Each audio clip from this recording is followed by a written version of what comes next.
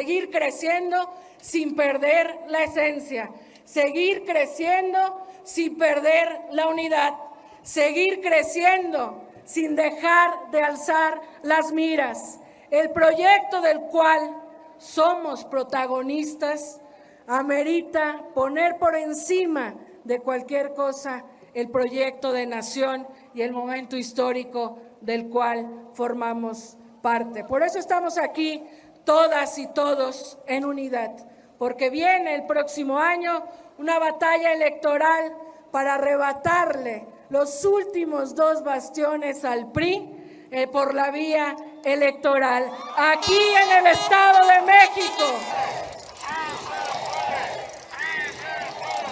Aquí en el Estado de México, donde en 2017 nos robaron el triunfo de la profesora Delfina, vamos a volver a ganar el próximo año y lo vamos a lograr con mucha unidad, con mucha altura de miras y con la capacidad que hemos logrado en la madurez de nuestro movimiento de ponernos de acuerdo entre distintos dirigentes y referentes.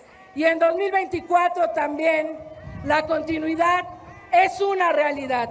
Vamos en 2024 a estar más organizados, más unidos, más articulados, para que sea quien sea que encabece los trabajos hacia el 2024, el movimiento esté ahí firme, sólido, organizado, cerrando filas. No podemos permitir que nada nos divida. A pesar de tener siempre simpatías distintas por los distintos personajes, candidatas, candidatos, nosotros tenemos que entender que estamos aquí haciendo historia y que la unidad es la clave de nuestro movimiento. Es el mejor momento de Morena después del 2018.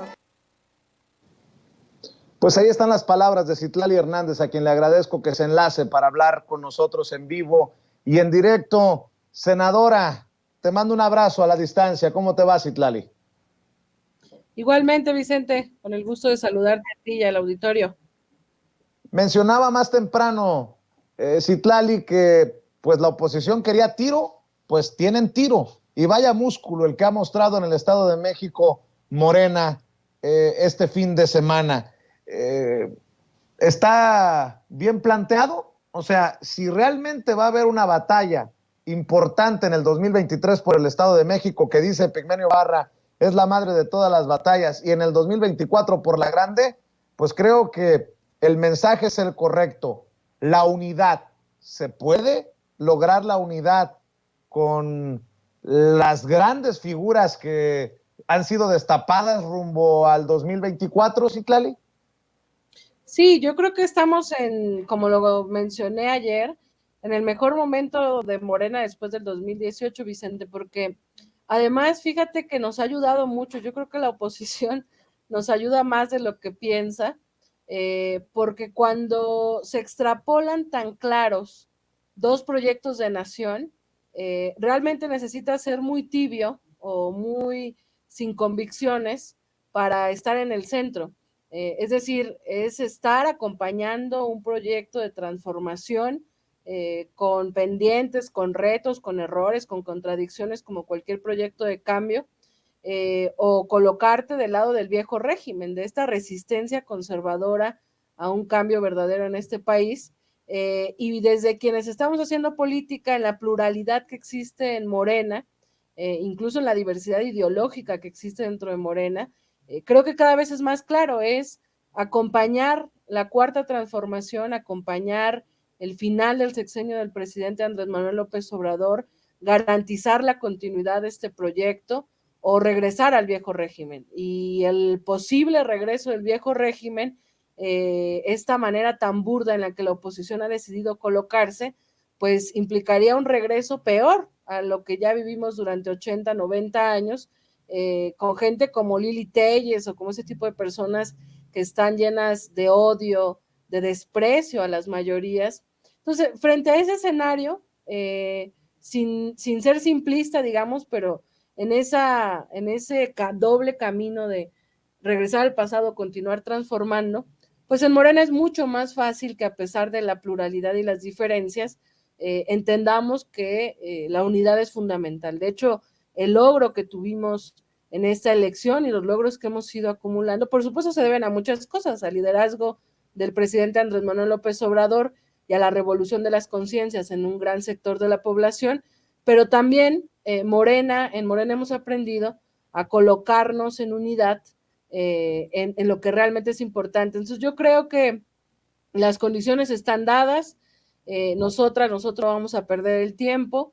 El anuncio de ayer es importante, Vicente, porque no solo es en términos electorales y políticos, es decir, desde Toluca decimos que vamos por los 2 bastiones del PRI el próximo año, por Coahuila, los 2 últimos que le sobran, y por el Estado de México, pero también que vamos a atender los pendientes que hay en el partido, vamos a renovar las dirigencias, los espacios pendientes, las dirigencias estatales, el consejo, los consejos estatales, este pendiente que teníamos, pues lo vamos a atender porque además ha sido una demanda de la militancia, y si fortalecemos al interior, si fortalecemos entre los dirigentes, entre los liderazgos, y vamos con todo hacia afuera, yo creo que vamos a garantizar que esta última parte del sexenio de López Obrador, el movimiento esté mucho más fuerte que nunca.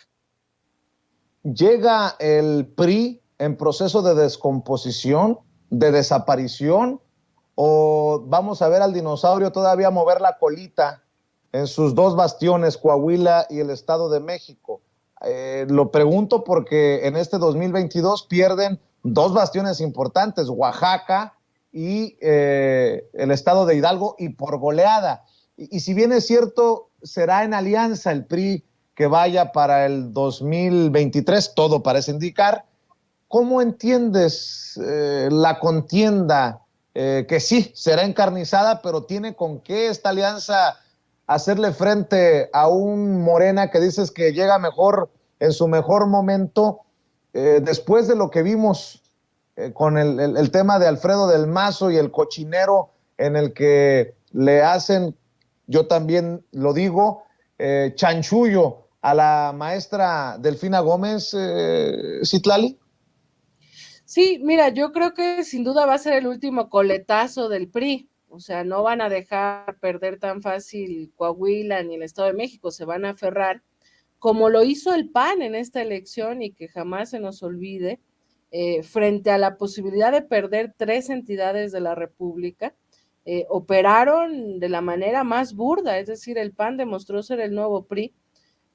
Operaron con las fiscalías estatales, con policías municipales, estatales, levantando a nuestros compañeros, amenazándolos, generando órdenes de aprehensión sin sustento, comprando votos, inhibiendo votos. Es decir, eso que vimos de los aprendices del PRI en Durango, en Aguascalientes, en Tamaulipas, lo vamos a ver en su máxima expresión, sin duda, en Coahuila y en el Estado de México. Pero por eso nosotros no tenemos tiempo que perder. Nosotros sabemos que si al interior fortalecemos, toca concentrarnos en lo que hemos ido aprendiendo también en esta lucha por la democracia, que es combatir la compra de voto, que sin duda, lamentablemente en el Estado de México es una práctica recurrente, fortalecer la construcción de una estructura que nos permita promover y defender el voto, y avanzar en este convencimiento de que es urgente un cambio en Coahuila y en el Estado de México. No va a ser una batalla fácil, sin duda, pero nosotros vamos a estar, yo creo que preparados como nunca para ello. Y también creo que del otro lado no la tienen tan sencillo, Vicente, porque si van en alianza PRI-PAN, por lo menos, porque el PRD pues ya prácticamente es un fantasma político, si van en alianza el PRI y el PAN, primero tendrán que ponerse de acuerdo en quién encabeza las candidaturas, y seguramente el PRI querrá encabezar tanto en Coahuila como en el Estado de México. Quién sabe si el PAN se va a dejar que el PRI lleve mano en las dos. Luego se van a enfrentar a que, derivado a que nosotros en su momento, hace un par de años, propusimos la ley de paridad, pues son 2 entidades nada más las que van a elección, y se ocupa poner una candidata y un candidato. Y hace más de medio año en Coahuila, el PRI intentó promover una ley local para, digamos, vacunarse frente a esa ley de paridad y promover un candidato hombre.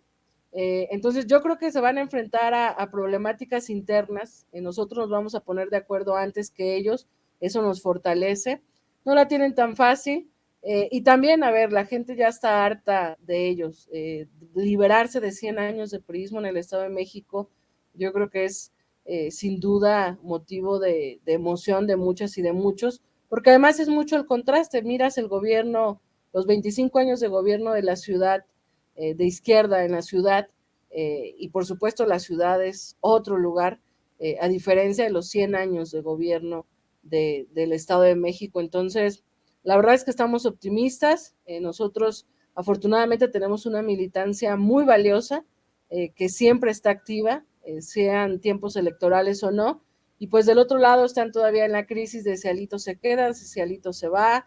Creo yo que por lo menos hay dos corrientes del PRI, una en Coahuila, la del Estado de México, entonces creo que sí, más lo que les diga su jefe Claudio X González a la Alianza Va por México, entonces yo creo que del otro lado están realmente en preocupaciones.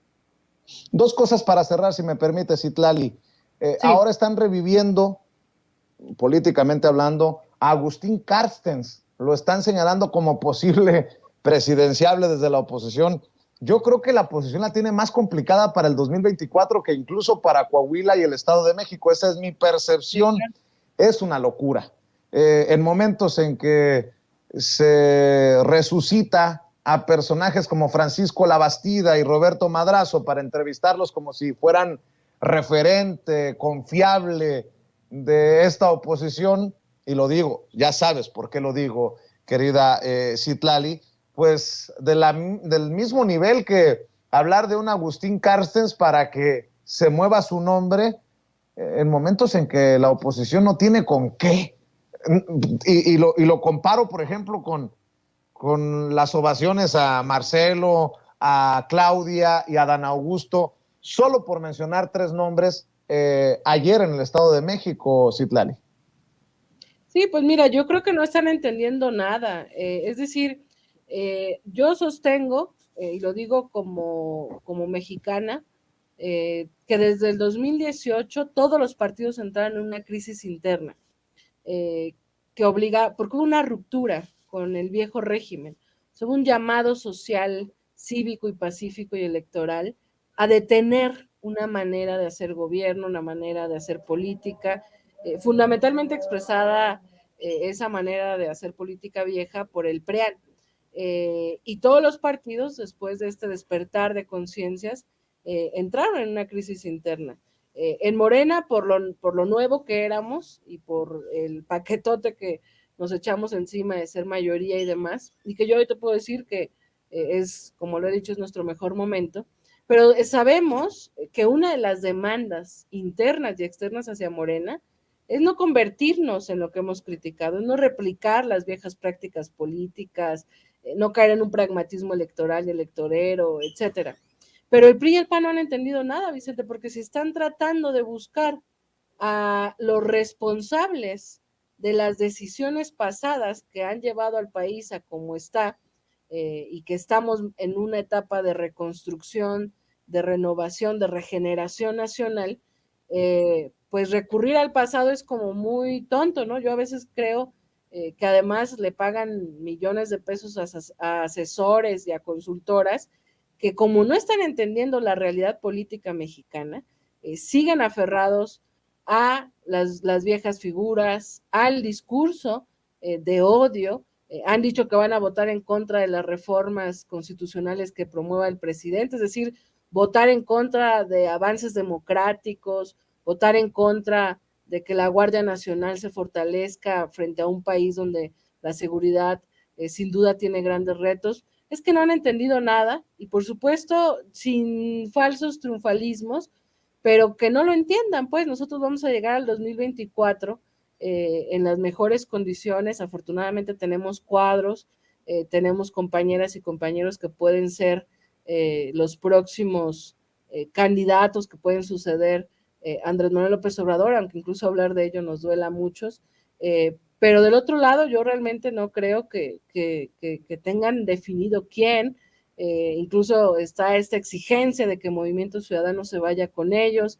Movimiento Ciudadano ha dicho que lo peor que pueden hacer es irse con el PRIAN. Entonces, frente a eso, y también ahora ahí lo digo como joven, creo que todos los partidos políticos tenemos que entender, igual ellos no lo entienden, que es urgente una renovación política, que es urgente refrescar la política mexicana y que es el mejor momento después de esa ruptura con el viejo régimen para renovar. Y la verdad es que si yo estuviera en el PRI o en el PAN, estaría pensando más bien en cómo fortalecer nuevas figuras, figuras jóvenes, figuras más cercanas a una nueva manera de hacer política, aunque sean de derecha, pero no, ellos están pensando más bien revivir muertos, sacar de los cajones a los viejos políticos, pues la verdad no creo que ni con los propios simpatizantes de la derecha funcione, pero bueno, la verdad es que no es un tema que a nosotros nos preocupe, por el contrario, nosotros estamos en lo nuestro, y la oposición, insisto, está haciendo un gran trabajo porque nos complementa con las decisiones que tomamos acá.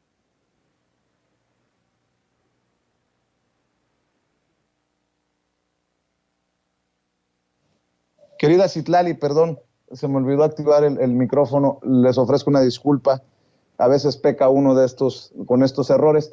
Para cerrar, muchas personas tachan de traidor a Ricardo Monreal. Ricardo Monreal brilló por su ausencia. ¿Por qué no cerramos con tu opinión acerca del extraño caso del coordinador de los senadores de Morena y presidente de la Junta de Coordinación Política en el Senado de la República? Y obviamente cuando me refiero al extraño caso de Ricardo Monreal, lo digo con todo el sarcasmo del mundo. Citlali, hablaban de unidad ayer, Ricardo Monreal no estuvo.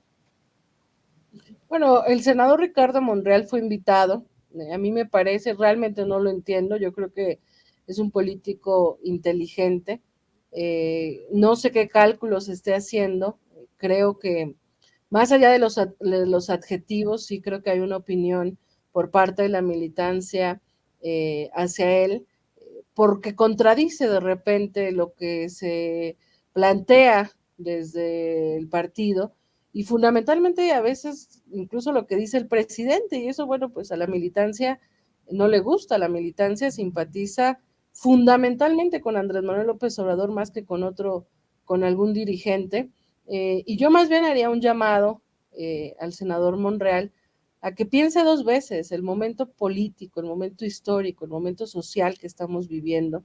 Insisto, hay dos proyectos de nación, puede haber errores, puede haber contradicciones, puede haber muchas cosas, pero estamos transformando este país, no estamos en una lucha electoral o electorera, estamos transformando este país y en ese sentido sus capacidades políticas, sus habilidades, sin duda han aportado durante mucho tiempo al movimiento, y creo yo que tendría que pensar dos o tres veces cuál quiere que sea su papel político histórico en este momento. Yo la verdad a veces no lo entiendo, yo insisto, creo que es una persona inteligente, un político hábil, pero ha decidido colocarse fuera de esta fuerza que va avanzando en el diálogo, en la unidad, en el acompañamiento al presidente, en el fortalecimiento del proyecto, y yo espero que rectifique, y bueno, también creo que cada una y cada uno de nosotros decidimos dónde queremos colocarnos, cómo queremos apoyar al proyecto de transformación, y también hay que decirlo, en la revolución de conciencias que vivimos, nos va a perseguir siempre el juicio ciudadano, cada vez más consciente, y bueno, pues el senador estuvo invitado, lamentablemente no estuvo presente, creo que de haber estado presente habría sido todavía un mayor mensaje de unidad, pero bueno, el propio Andrés Manuel López Obrador siempre nos lo ha dicho, hay mucho pueblo, y el pueblo es mucho más que cualquier dirigente, y mientras el pueblo siga consciente y organizado, pues ninguno de nosotros somos imprescindibles.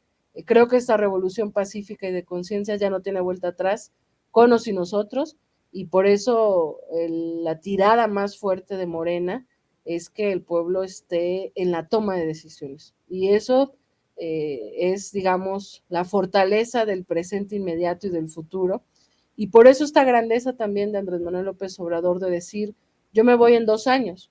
Nos duele mucho que él se vaya a retirar de la vida pública, pero creo que es una decisión profundamente democrática de que el proyecto y este momento tan importante no dependa solo de una persona, sino fundamentalmente de la mayoría del colectivo organizado. Y en ese sentido, pues yo creo que todas y todos tenemos que aterrizarnos muy bien, con los pies en la tierra, quizás dejar nuestras posiciones más personales de lado y concentrarnos en un momento tan importante del cual nos enorgullece formar parte, que es la transformación política de este país.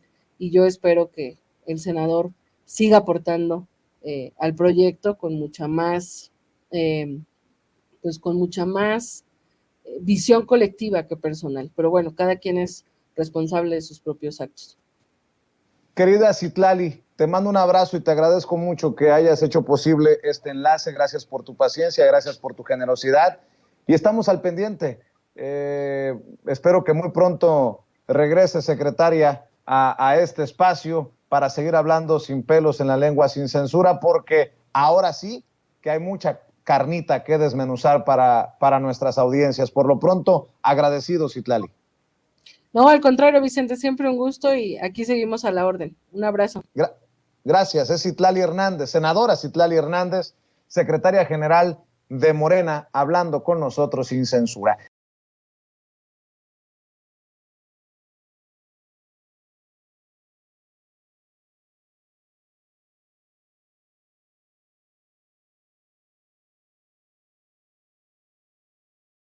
Al querido Jaime Hernández, al maestro Jaime Hernández, editor de la jornada Sin Fronteras, que ya está listo para hablar de un tema que dejó la víbora chillando en la mañanera. Te mando un abrazo, Jaime, ¿cómo estás? Te saludo con mucho gusto. Querido Vicente, muy buenos días, aquí listo para lo que tú me digas. Oiga, maestro, ya sabe que usted lo respeto y lo admiro. ¿Está bien lo que estamos haciendo o lo hacemos de otra manera? ¿Nos regresamos? ¿Qué dice usted, maestro? No, yo creo que están en lo correcto. Yo creo que en este caso el medio tiene que concederle el beneficio de la duda a ambas partes, pero hasta que no se demuestre cuál de las dos partes, se tiene que mantener en lo difundido, porque si no se actúa así, querido Vicente, como dicen, por un quítame estas pajas, cualquiera puede enviarte una carta y pedirte que retires una información que sin censura no ha contrastado lo suficiente hasta este momento. Esto es el pan de todos los días en los grandes medios y yo creo que yo desde siempre he aprendido, querido Vicente, que a uno no deben de caerse los anillos en caso de que uno se haya equivocado. Se ofrecen disculpas, señores, nuestro error, no contrastamos bien la información o en caso contrario nos mantenemos porque hemos checado la información y nos mantenemos porque es verídica, ¿no? Y además yo creo que es mejor despejar las dudas, ¿sabes? Porque cuando se quedan dudas, al final unos van a decir, no, pues sin censura se arrugó por una presión, pero hay que tener en cuenta, aquí no se trata de arrugarse o no arrugarse, de lo que se trata es de tener estándares éticos y profesionalismo que siempre aconsejan eso. Hay que contrastar la información, hay que recabar la opinión de las dos partes y tomar una decisión editorial inmediatamente. Así es. Oye, mi querido Jaime, precisamente sobre dos comunicadores, hoy el presidente Andrés Manuel López Obrador hizo una referencia mientras literalmente se burlaba brutalmente de Ricardo Anaya, de Riquín Profugín. Rescáteme esas declaraciones del presidente, Ceci, para que nos dé pauta para dialogar, para conversar el querido Jaime Hernández, el maestro Jaime Hernández y su servidor. ¿Qué fue lo que dijo el presidente sobre Ricardo Anaya que lo lleva a darle con todo nuevamente a Carmen Aristegui y dejar con un raspón a Pedro Ferriz de Con? ¿No se acuerdan que había un candidato del bloque conservador que decía que para qué construíamos refinerías si el futuro era de los carros eléctricos. ¿No tendrá por ahí la imagen? Les va a costar un poco conseguirla, pero creo que en campaña decía que yo estaba atrasado, que era un anacronismo, que me había yo quedado en el almanaque, porque ya no era el tiempo de la refinación del petróleo, porque ya todo iba a ser eléctrico. Pero no solo fue aquí, fue mundial. Y ahora, por eso, los precios elevados a partir de que se desata la guerra de Rusia con Ucrania. Desde luego que hay que seguir avanzando en la transición energética, pero son procesos que llevan tiempo.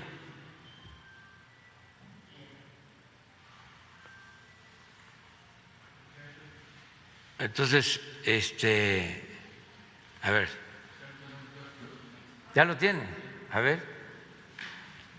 Es que hace falta refrescar la memoria porque si no, ni modo que con Carmen Aristegui van a escuchar esto. Y no es que la traiga con Carmen Aristegui, es que está involucionando. Estaba yo recordando de que Carmen Aristegui se formó con Pedro Ferriz. Esto para los jóvenes, pues. Y esto explica. El presidente Andrés Manuel López Obrador han llevado a Pedro Ferriz de Con también a posicionarse, a salir a responderle al presidente. No sé si Carmen ya lo hizo, le soy sincero, no lo he revisado, pero el que sí salió a contestarle al presidente fue Pedro Ferriz de Con. Dice, si involucionar es sinónimo de no estar de acuerdo con esta escoria, vale, arrieros somos y en el camino andamos. Pues pinche dictadura en el que un periodista puede llamarle escoria al presidente de la República y lo hace en total libertad. Y cuando se hace en total libertad también hay que asumir la responsabilidad hacia las audiencias, porque al final las audiencias son las que pasan la factura, no el presidente. Pero al final, insisto, esas son mis opiniones y son punto y aparte. Escucho tus opiniones también, querido Jaime Hernández. Pues, a ver, ¿qué quieres que te diga? Mira, yo conozco a Pedro Ferriz de Con, yo trabajé con Pedro Ferriz de Con, yo junto con un gran periodista que ya falleció, el señor Sánchez, éramos dos personas los que le hacíamos, cuando Pedro Ferriz inició su andadura como presentador de televisión en el Canal 13, el señor Sánchez y yo le hacíamos su noticiario que se llamaba Al Cierre. Y después yo me encargué de ser el productor del noticiero que tenían, que se llamaba 7 AM. Bueno, por eso te pongo esto como antecedentes para que sepas que conozco bien a Pedro Ferriz. Bueno. Pero, ¿qué es lo interesante de todo esto? Lo interesante de todo esto es de dónde viene Pedro Ferriz como comunicador.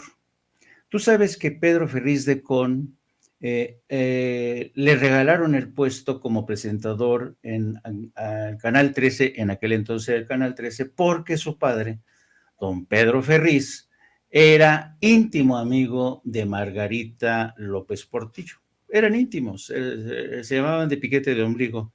Y te acordarás que don Pedro Ferriz fue designado director de Notimex en aquel entonces, y me acuerdo que don Pedro Ferriz tenía en su oficina, en el penthouse de Notimex, estaba lleno de telescopios donde se la pasaba observando al espacio en busca de extraterrestres, porque ya sabes que el padre de Pedro Ferriz de Con creía que había extraterrestres, se la pasaba oteando el espacio, ¿no? Bueno, entonces, gracias a esa relación de Pedro Ferriz de de su padre con Margarita, es que entonces le dan el empujón y coinciden en el tiempo Joaquín López Dóriga con el programa noticioso que se llamaba 7 días y el último informativo que cerraba digamos, la jornada informativa con el cierre. Y en fin, tuvo relativamente éxito porque en aquel entonces Pedro Ferriz de Con era un comunicador, él no tenía formación de periodista, nunca la ha tenido. Y sus grandes preocupaciones, porque Pedro Ferriz de Con siempre fue un junior. Entonces yo me acuerdo que entre las grandes preocupaciones de Pedro Ferriz de Con él tenía un Jaguar, precioso, un Jaguar que tenía un motor muy pesado, y cuando llegaba y platicaba, pues platicaba de cosas. Pedro siempre ha sido un frívolo, y entonces platicaba que tenía que mover de posición su Jaguar para que el motor, que pesaba mucho, pues no jodiera ¿cómo se llama? Los amortiguadores del automóvil. Esas eran las preocupaciones de Pedro Ferriz. Y tenía una relación, digamos, tensa de amistad con Joaquín López Dóriga. Tú sabes que Joaquín López Dóriga era el niño consentido de José López Portillo, le decía el güero. Pero estamos hablando, querido Vicente, de una época en que los cargos, como en el caso específico de Pedro Ferriz, se adquirían por casi derechos dinásticos. Mi papi es don Pedro Ferriz, así es que no me importa, yo aquí voy a tener mi noticiario, pero con el tiempo y con esta cultura, ¿sabes?, de que se hacen presentadores, se convierten en estrellas gracias a los derechos dinásticos de sus papis, de repente, pues Pedro Ferriz empezó a encontrarle gusto a este tema de convertirse en comunicador y sobre todo gusto por el dinero que le dejaba todo esto.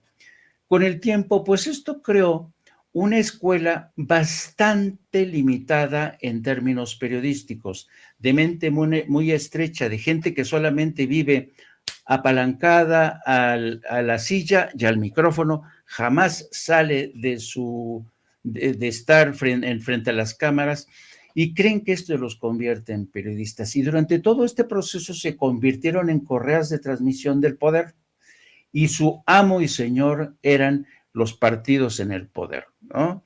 ¿Con quién compadreaban y todo este rollo? Entonces, este tipo de escuela es de la que abrevó Carmen Arístegui.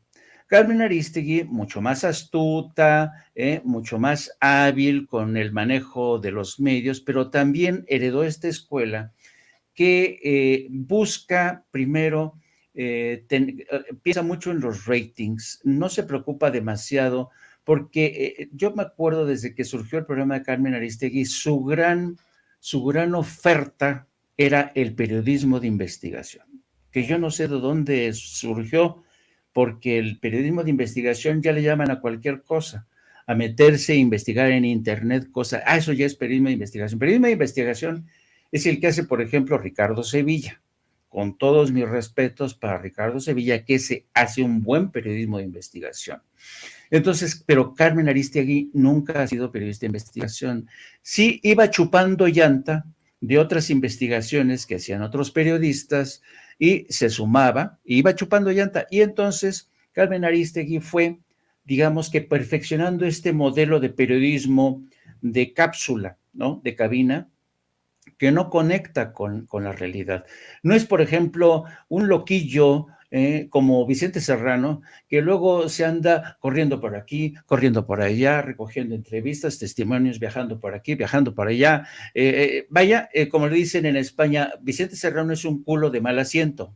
Nunca está fijo en un lado, sino siempre anda buscando voces, testimonios, historias. Carmen Arístegui no es así.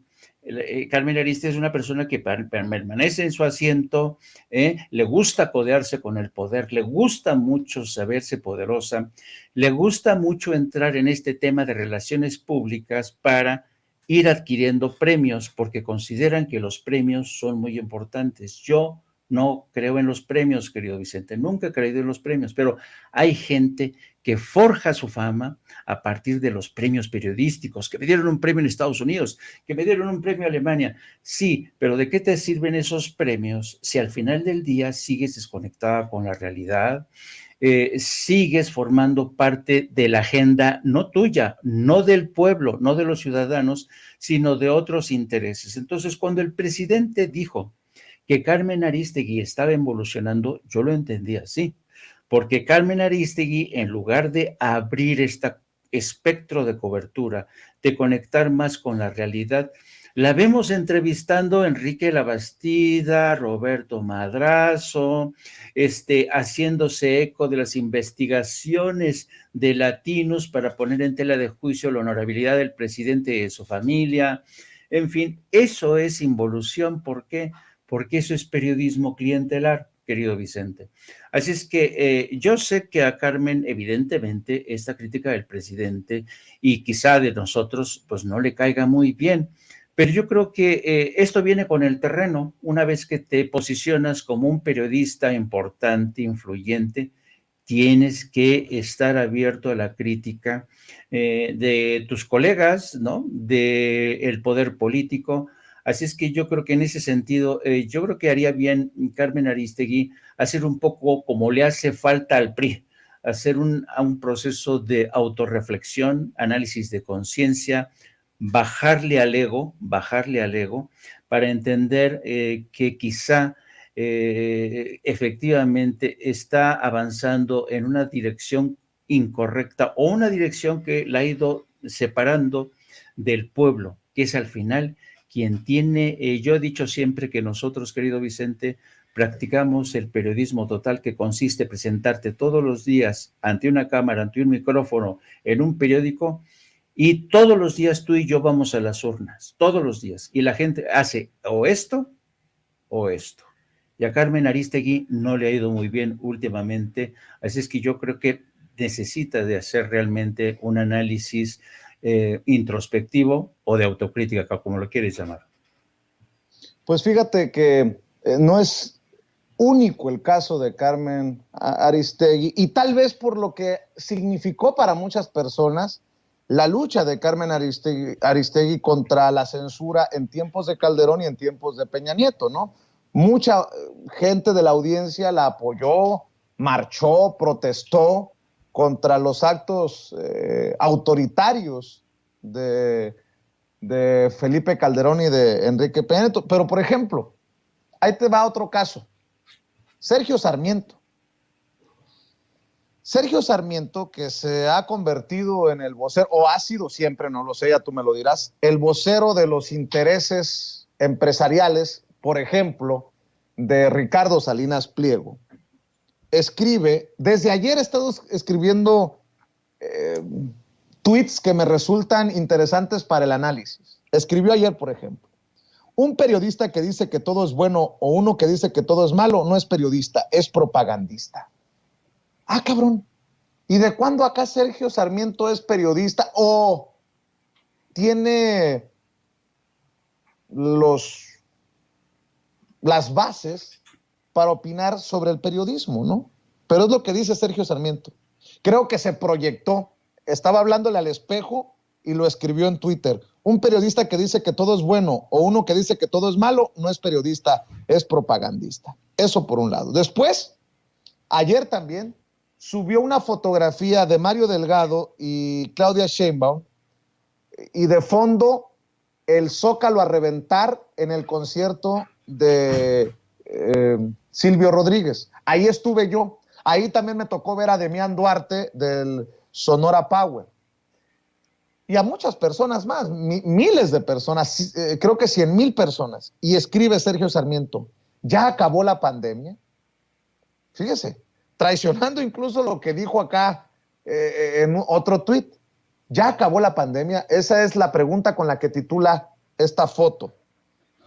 Pues no vi a Sergio Sarmiento preguntándole lo mismo, que si ya se acabó la pandemia, al Truco Verástegui haciendo campaña en Tamaulipas, a los candidatos y candidatas de la alianza putrefacta de Claudio X González en el pasado proceso, solo por mencionar un ejemplo, ¿no? Solo por mencionar un ejemplo. Y ya el colmo de los colmos, lo que leí hoy, fíjese nada más, en relación a lo que anuncia el presidente Andrés Manuel López Obrador. Dice, el gobierno ha anunciado un plan para rescatar a la empresa Altán Redes de Internet a un costo de unos 350 millones de dólares. El presidente ha olvidado que prometió no rescatar a empresas privadas. Eso es ser propagandista de los intereses empresariales, porque se hace pendejo y quiere confundir a su audiencia, poca audiencia que tenga, porque no están rescatando sin ton ni son a una empresa para meterle al pueblo una deuda o esos compromisos, como ocurrió, por ejemplo, con el Fobaproa. No, se anuncia la compra de esta empresa en quiebra para brindar servicio de Internet a todos los mexicanos, en todo el territorio mexicano. Pero eso es tal vez lo que le duele a los intereses que defiende precisamente el señor Sergio Sarmiento. De hecho, María Elena Sequeiro, otra colega, que dice, no está rescatando, la está comprando. Cuando rescataban era para el beneficio de la empresa.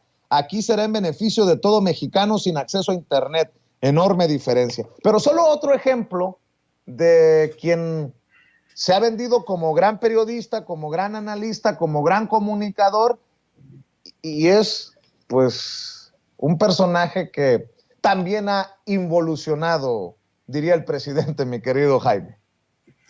Sí, y yo creo que en el caso del señor Sarmiento es más evidente su involución, y me voy a explicar por qué, querido Vicente. Mira, yo creo que el señor Sarmiento, Sergio Sarmiento, te lo voy a poner de esta manera. Yo me acuerdo que cuando fui a cubrir las primeras, fíjate, las primeras conferencias internacionales de Davos, cuando se crearon, se convirtieron, digamos, era como ir, ¿sabes?, al Olimpo, ¿no? Para entrar en contacto con las grandes mentes empresariales, era como este Olimpo en donde todo mundo se cantaban odas al neoliberalismo, ¿no? Y llegabas a esta ciudad que inmortalizó Thomas Mann, y veías a todo mundo, gente muy trajeada, muy elegante, con el pelo engominado, los mejores trajes, todo. Y claro, uno como periodista de a pie, pues no llegaba en limusina, no, llegaba a pie. A veces, yo varias veces me resbalé y no sabes, lo terminaba con moretones en el trasero o en las piernas. Pero vaya, no formaba parte de este selecto club de gente pensante que iba a deliberar sobre las bondades del neoliberalismo, pero Sergio Sarmiento sí, porque casi desde sus inicios el Grupo Reforma se dio a la tarea de colar algunos porque claro, por influencia de Carlos Salinas de Gortari, de meter a sus columnistas para presentar a Reforma como una especie de, ¿sabes?, como el reflejo de lo que estas grandes mentes del neoliberalismo dilucidaban en Davos. Entonces llegaba, ¿sabes?, partiendo plaza Sergio Sarmiento, participaba en los debates, ¿no? Y entonces uno lo veía diciendo cada tontería, pero claro, estas tonterías para mí eran bastante bien aceptadas porque Sarmiento se hacía eco, no es que Sarmiento sea un genio, se hacía eco del discurso de la gente que defendía el globalismo en su versión más perniciosa, ¿no? Me refiero al neoliberalismo. Bueno, entonces yo entendí desde aquel entonces que el diario Reforma, que patrocinaba e impulsaba Carlos Salinas de Gortari, quería convertir a Reforma en un diario para las clases, ¿sabes?, populares en México, para las capas herodianas, para la gente que se levantaba temprano. La muchacha ya le tiene su cafecito, leen el Financial Times, algunos no leen Reforma porque ya participan en Davos, están presentes en Davos. Entonces, ¿sabes?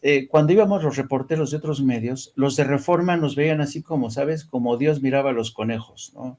oh, estos nacos, guarachudos, ¿no? Y Sergio Sarmiento ahí llegaba ahí, ¿no? Yo aquí, ¿no?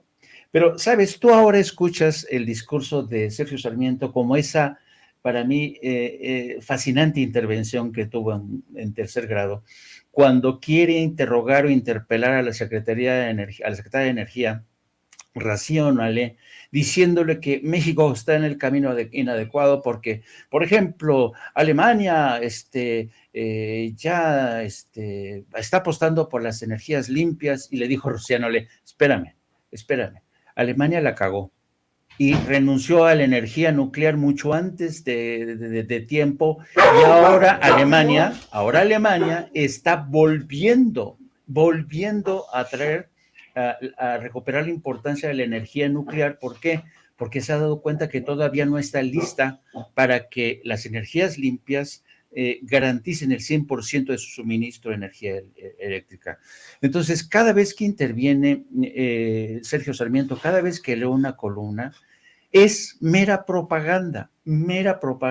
Y me resulta muy chistoso este tuit que puso, porque dice, todo aquel periodista que a todo le dice que sí, o todo que dice que no, no es un periodista, es un propagandista. Pues a que yo sepa, hasta ahorita, con muy raras excepciones, Sergio Sarmiento le he dicho todo o no a lo del gobierno de Andrés Manuel López Obrador. Así es que es un mero propagandista. O sea, te cuento esto, lo de Davos, la evolución, cómo fue consolidándose como un portavoz, como un columnista respetado por la élite industrial o empresarial, porque es su correa de transmisión, es su títere. Entonces, yo creo que sí, evidentemente no le va a gustar esta crítica a Sergio Sarmiento, pero qué sé yo soy un periodista tan viejo y hablo ya sin filtro, querido Vicente, que conozco mucho el historial de mucha gente. Así es que no se vengan a dar baños, ¿no?, de pureza, ¿no? Le ha dicho sí al presidente. De las últimas veces que le he dicho Sergio Sarmiento sí al presidente es dándole la razón, porque el presidente pidió que asistieran todos a la Cumbre de las Américas, pero hasta ahí ha llegado, hasta ahí ha llegado en el terreno de darle el apoyo, porque en todo lo demás, sobre todo tratándose de economía, comunicaciones, petróleo, energía eléctrica, todo es no. ¿Por qué? Porque responde precisamente a esos intereses. Espero que esto haya respondido tu pregunta, querido Vicente. Pues definitivamente nos deja mucha carnita para seguir hablando de estos temas y, ¿por qué no?, de estos personajes. Claro, mi querido Jaime Hernández, maestro Jaime Hernández, ¿por qué no cerramos invitando a la gente, a las más de 21,000 personas que están conectadas en nuestros canales de YouTube y otras tantas en Facebook? Somos casi 25,000 personas en esta transmisión en vivo y en directo desde diferentes trincheras, a que también se sumen a tu canal de YouTube, porque no es apto para cínicos, porque se está haciendo un gran esfuerzo, mi querido Jaime, desde tu trinchera independiente, para que te sigan también en Twitter y obviamente para que estén al pendiente de lo que se publica en el gran periódico La Jornada, sobre todo en La Jornada Sin Fronteras. Querido Jaime, cerremos con eso. ¿A poco 21,000 gentes, en serio?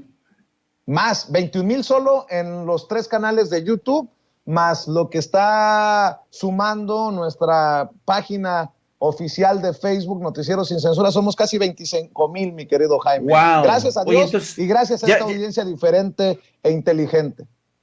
Oye, entonces ya puedo dar autógrafos. No, hasta que te pongas la nariz tipo Tom Cruise. Ay, querido Vicente, si no fuera por estos momentos. Oye, mira, gracias por tu enorme generosidad a ti y a tu gran equipo, de verdad, de Sin Censura. Son muy chingones, la verdad, ¿por qué no decirlo? Les pido que también, que voy avanzando poco a poco, modestamente, me apoyen, apúntense a No Apto para Cínicos. Transmitimos todos los días a partir de las 14 horas y hasta las 15:30, 16 horas a veces. Y también les pido que nos sigan a través de nuestra cuenta de redes sociales en @JaimeJourno, y también les pido que lean, por favor, la sección de La Jornada Sin Fronteras del gran periódico de La Jornada. Si me permites, Vicente, hoy llevamos en La Jornada Sin Fronteras un reporte muy interesante que pasó casi desapercibido en la Cumbre de las Américas. Es un programa que se llama Operación Sting. Son operaciones encubiertas que va a desarrollar, que ya está desarrollando Estados Unidos en todo el hemisferio. Se trata un poco de desmantelar las redes de tráficos de personas y ir un poco atacando, tratando de frenar estas caravanas que se han convertido en un éxodo. El problema que yo veo aquí, querido Vicente, es que una vez más están apostando por la vía policial y militar con estas operaciones encubiertas, en lugar de apostar por el desarrollo invirtiendo más dinero en esa región. Esa historia la pueden leer hoy en La Jornada Sin Fronteras, en nuestro gran periódico La Jornada. Muchísimas gracias, querido Vicente, y nos vemos más tarde. Claro que sí, te mando un abrazo, nos vemos en Sin Censura Nocturno, querido Jaime Hernández, y primero en No Apto para Cínicos, el canal del maestro Jaime Hernández.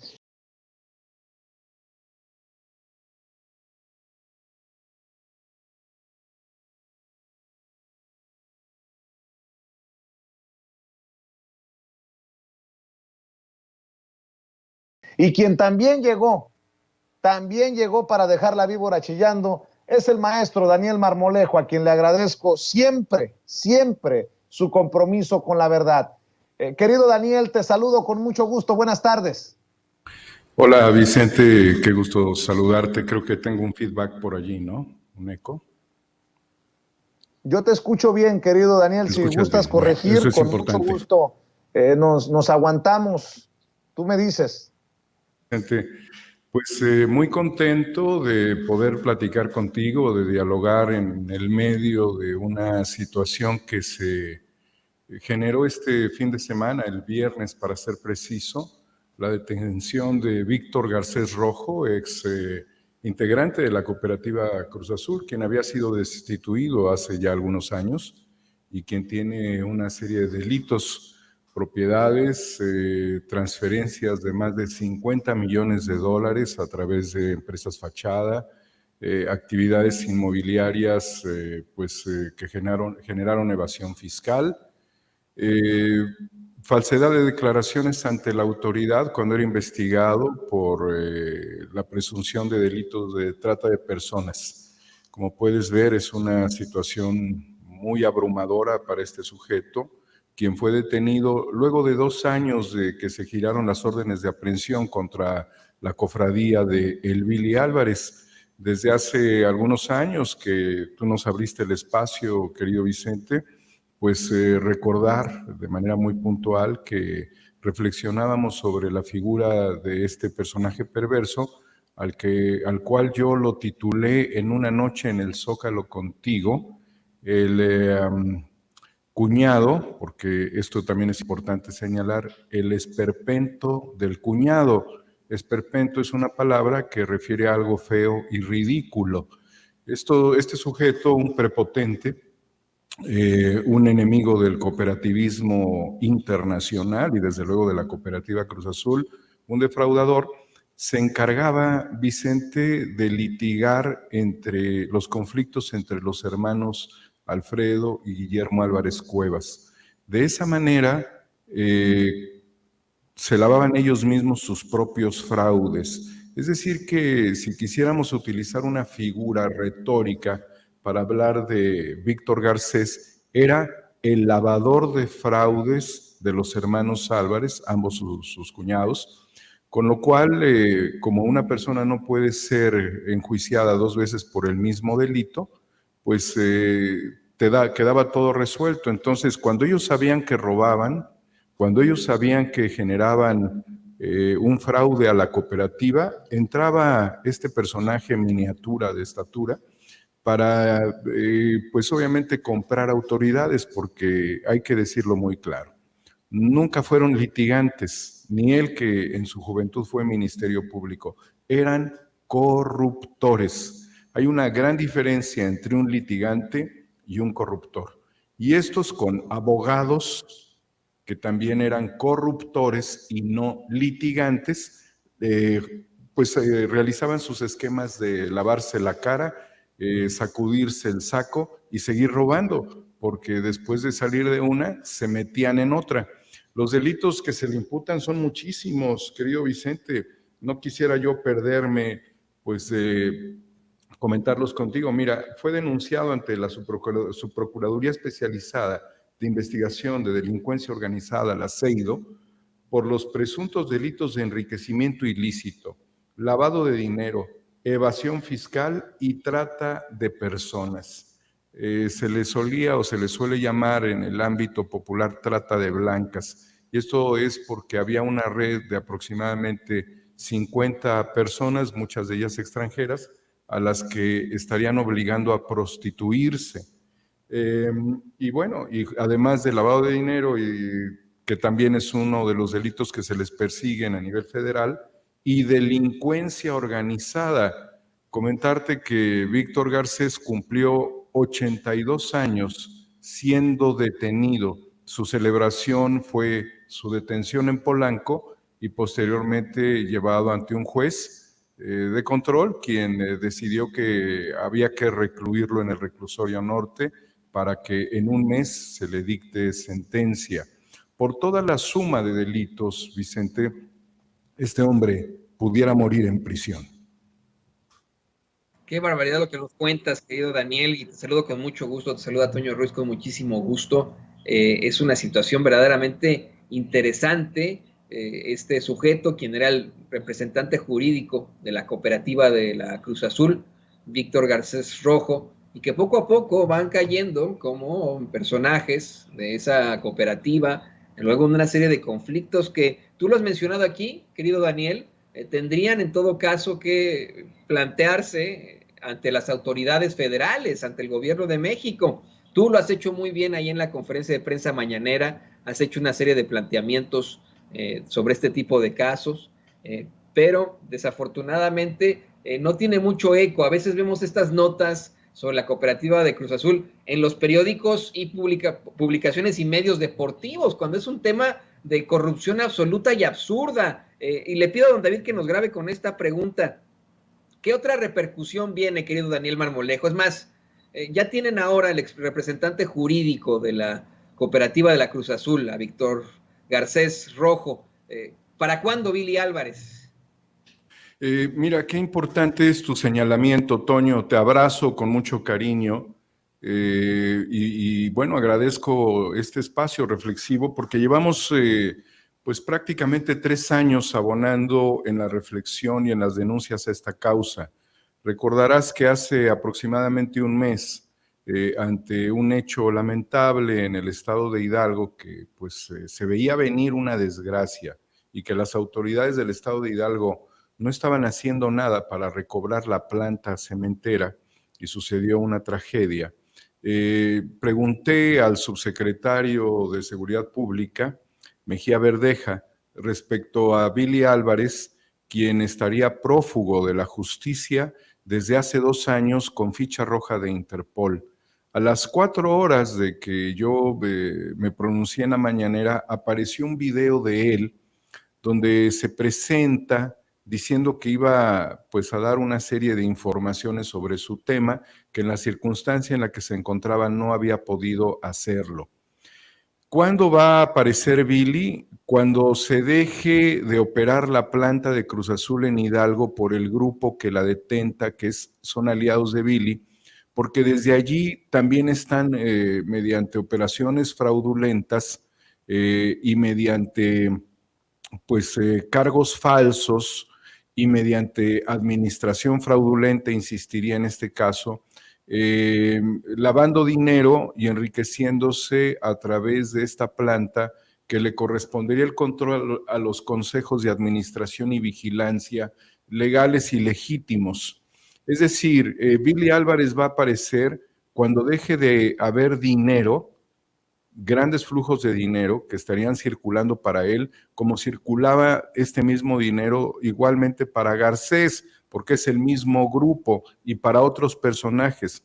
Entonces se tendrían que cumplimentar más de 30 órdenes de aprehensión.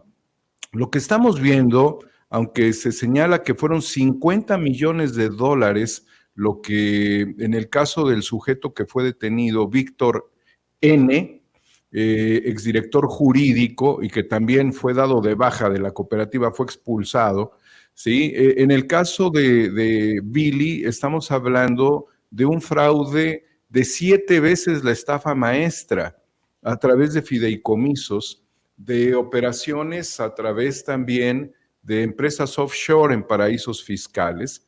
Santiago Nieto, cuando fue director de la Unidad de Inteligencia Financiera, logró encontrar una ruta de 1.300 millones de pesos que salieron de la cooperativa a cuentas de Billy en el extranjero y hasta un alias que se llamaba igual que Billy, el Billy, Guillermo Héctor Álvarez Cuevas, como de 30 años de edad. Todo esto con la participación de la DEA. Entonces, ciertamente es lamentable que los medios de información tradicionales no le estén dando seguimiento a un hecho tan importante, porque en el año 2006 el presidente Andrés Manuel López Obrador, cuando luchaba por la democracia y por los resultados de la elección que fue robada también por Felipe Calderón, señaló cuántos criminales de cuello blanco están en la cárcel. Entonces hemos visto, querido Toño, un letargo, una dilación en la acción de la justicia en lo que se refiere a captura, detenciones de criminales, algunos con delitos que estarían en el fuero federal y otros que estarían en los locales, y que no vemos que las procuradurías estén actuando para su detención. En muchos estados del país, las procuradurías o las fiscalías se volvieron reductos de protección de criminales con órdenes de aprehensión porque no se están haciendo los trabajos de inteligencia. Aquí en la Ciudad de México se logró detener a este sujeto porque lo encontraron en Polanco, lo que significa que Víctor N. era un personaje que se movía tranquilamente, porque además no fue solo, iba con un chofer, por todos los lugares a donde él quisiera en absoluta impunidad. Esto es muy grave. Afortunadamente, querido Toño, fue la Policía de Investigación quien realizó su detención. Y señalarte también que mientras él estaría prácticamente declarando y esperando la resolución del juez sobre su libertad o no, y aquí se aplicó la medida cautelar de llevarlo al penal, en este caso al reclusorio, estaría ubicada también la Fiscalía e Interpol para su detención. Es decir, si queremos saber el paradero de Billy Álvarez, muy seguramente Víctor Garcés Rojo sabe dónde está. Claro, y es importantísimo que todos estos hombres pertenecientes a esa cooperativa con una larga cola enfrenten las consecuencias de una vez por todas. Te digo, yo me quedé anonadado de no ver este caso, más que en los medios de comunicación deportivos. Es verdaderamente lamentable, no lo vi a lo mejor y sí, me voy a equivocar, Dani, pero a lo mejor lo sacaron ahí en Proceso, en el Universal. Yo no lo vi, así que pues bueno, ni hablar. Y bueno, querido Daniel Marmolejo, pues ¿qué te parece que nos compartes tus redes sociales para que la gente se ponga en contacto contigo? Hay muchas siempre investigaciones tuyas que dejan eco precisamente ahí, no solamente en la conferencia de prensa mañanera, sino en todo México. Creo que estás dejando un muy buen nombre para tu futuro, para la historia, querido Daniel Marmolejo, y la gente con la que siempre eres muy amable, a la que siempre respondes. Bueno, quieres saber de tus redes sociales, dónde te pueden ver, en qué otras plataformas te pueden contactar. Muchas gracias, Toño, y agradecerte también esta oportunidad de interactuar contigo, porque pues me da mucha alegría saludarte siempre. Estamos en 4A República, Cuarta República con el número 4, de manera permanente a través de nuestros distintos programas, siempre y cuando la seguridad nos lo permita, porque aunque esto no se replique como debiera ser replicado con la fuerza que tiene este tipo de informaciones, la realidad es de que son personajes altamente peligrosos, muy peligrosos, con una capacidad de corrupción tremenda. Imagínate nada más, ¿no? Tener el secuestro de 50 mujeres, y tener actividades de proxeneta, te habla no solamente del poder corruptor desde el dinero, sino que con esos dineros, ¿qué hacían? Todavía la trata de personas. Es impresionante que hayan detenido a un sujeto además retórico y socarrón como lo ha sido y que además obviamente estaba vinculado también en el tema del fútbol. y el cuñado Alfredo, que estaría promoviendo un amparo contra la orden de aprehensión, pretendía recientemente presentarse como directivo, como funcionario deportivo. No tienen vergüenza.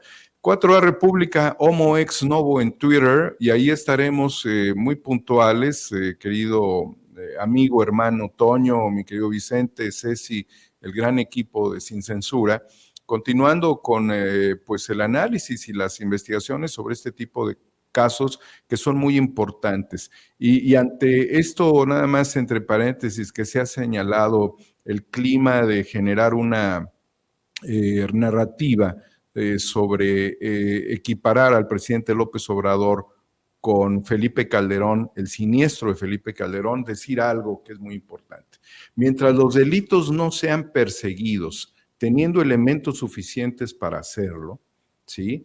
La impunidad de estas personas, el mantenerse al margen de la justicia, significa seguir operando. Por eso, querido Toño, con todos los elementos que hay en Brooklyn, en el caso de García Luna, sobran elementos para que la Fiscalía General de la República trabajara en México el tema de Calderón. Y como dicen, muerto el perro, se acabó la rabia. Imagínate nada más qué buen mensaje para México y el mundo, que aquí se hace justicia y se hace justicia penal. Muchas gracias, querido Toño. Te mando un abrazo como siempre con mucho cariño. Gracias a ti, gracias a ti. Yo me siento honrado de conocerte, de ser tu amigo, de ser tu colega. Me siento muy, muy honrado y esperemos volverte a ver muy, muy pronto aquí en Sin Censura, querido Daniel.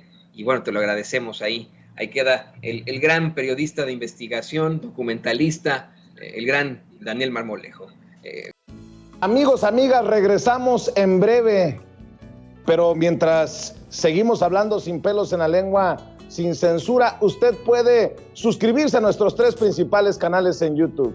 Sin Censura Media, en donde tenemos más de 1.600.000 suscriptores, Sin Censura TV, en donde tenemos más de 1 millón de suscriptores, y en Sin Censura Presenta, en donde queremos llegar muy pronto a los 100,000 suscriptores. Si usted ya está inscrito en Sin Censura Media, suscríbase en Sin Censura TV. Si ya está suscrito en Sin Censura TV y Sin Censura Media, suscríbase a Sin Censura Presenta.